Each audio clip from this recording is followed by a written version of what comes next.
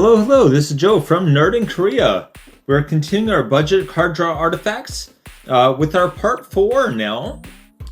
Again, part 3 and part 4 are looking at artifacts that sacrifice themselves, so that this may take a little bit more setup to get the most use out of than part 1 ones. Anyway, alright. So first of all, what do I mean by budget? Same as always, under $2, and I am using the TCG market price. The market price, a lot of times you can find lower prices even than the market price, but yeah, it depends. Occasionally I see higher, but not that often. Anyway, oh yeah, TCG Player, not a sponsor. Oh, please hit like and subscribe before I forget to say it again. Please hit like and subscribe, yeah. Why include these? Card draw is a major issue a lot of decks have. Some decks may benefit from having different card types in the graveyard, or be good at getting artifacts out of the graveyard. A lot of these are best if you can get them back out of the graveyard. If you can keep pulling them out and getting the ETB or sack effect over and over, these are probably better than a lot of the reusable ones.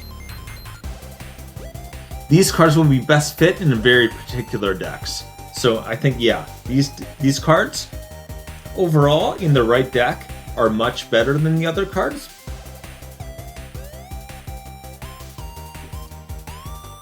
Alright, first up, our number 5 is Brainstone for 10 whole cents. This costs 1 to cast and 2 to activate, right? So 3 altogether, but basically it's Brainstorm, right? You draw 3 cards and then you put 2 cards on top of your deck. Ideally use a setup card for things like Miracle, right?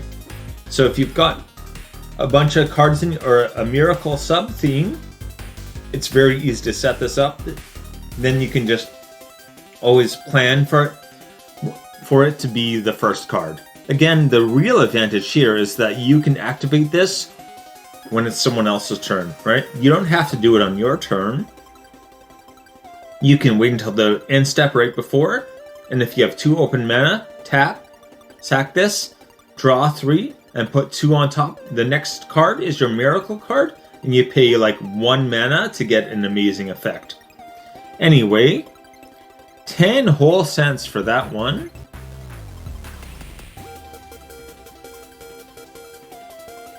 Candy Trail. I think this is one that I kind of underestimated at first, and then it came up on the budget site and people were raving about it, and I see why. So anyway, ETB, the Enter the Battlefield effect, is Scry 2. Pay 2, tap it, and sack it to gain 3 life and draw a card. Okay, again, ideal when you can get it back out for Scry. What you really want this for is its Scry effect, right? If you can keep pulling it out of your graveyard and playing it over and over, then it is a way to get life and draw cards, definitely. But if you're, scrying multiple times from the same card, that's incredible. Scry 2 may not sound great, but Scry 2, if you do it like 3 turns in a row, I'd rather have Scry 2 3 turns in a row than Scry 6, right? Setting up 3 card draws on 3 turns. Amazing.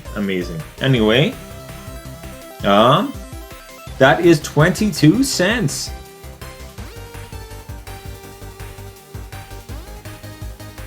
So, Credit Voucher, which has the art from a background here. Pay 2, sacrifice to shuffle any number of cards from your hand into your deck. Draw that many cards. Alright, there's an obvious problem right here. First of all, you need the cards in your hand, and you put them back into your deck and then draw that many. So what you want to do is, you want to focus on something that allows you to do like this Wizard class, where first of all, no maximum hand size is very good, and the level 2 is, the level 3, whenever you draw a card, put a +1/+1 counter on target creature you control. So again, if you have a whole bunch of cards in your hand, you take the ones you don't want, put them back in your deck, draw more cards, and for however many cards you draw, +1/+1 counters are going on your creatures, right? So this is a great thing as like a setup, right? You can wait until you want to use this and then just use it and get all kinds of value out of it.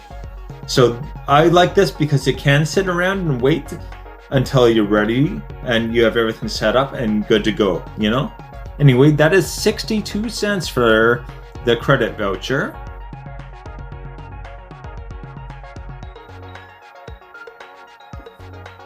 Diviner's Lockbox. Okay, here's another strange one.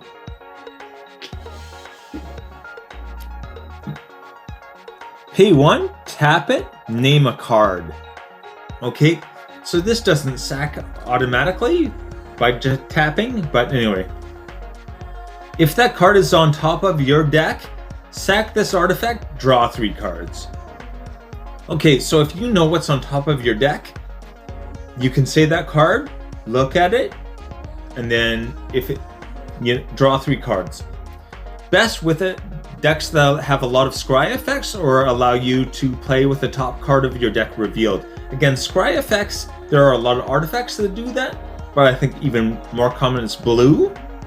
And with blue, do you need more card draw? Maybe, probably not though. But green has a lot of play with your top card revealed.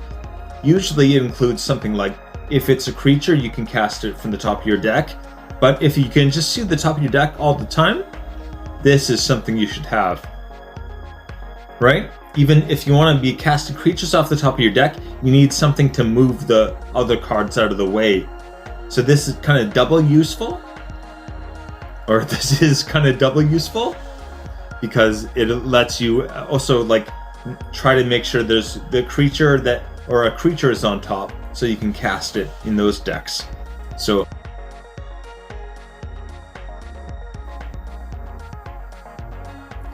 Hilda's Crown of Winter. Okay, this one used to be more expensive, I know, and I'm surprised it's come down as much as it has. I think it was like $5 at one point, but I might be wrong. I tried to look it up. Oh boy, that's a whole story. Anyway, pay 1 and tap it to tap target creature. This costs 1 less during your turn. So during your turn, you can just tap this and automatically tap a creature. Very, very good. And if you pay 3, you can sacrifice it and draw a card for each tap creature your opponents control. Once again, in like a multiplayer game, that's just, even if you have no cards in hand, you're going to have too many cards probably. This is just like a massive windfall. That's crazy. Especially, you don't have to tap it to sacrifice it. So you can use the tap effect, and then you can pay 3 and just sacrifice it. And then hopefully get it back out of your graveyard and do it all over again, right? But anyway, 22 cents for that. But ideal with other tap effects or effects that force your opponents to attack. So again, if you have something that forces your opponents to attack, then that makes it very good, because they're all going to have tapped creatures, right? All their creatures are tapped down, not tapped creatures, or not teachers. Yeah, creatures tapped. Okay. My brain sucks. But anyway, okay. 22 cents.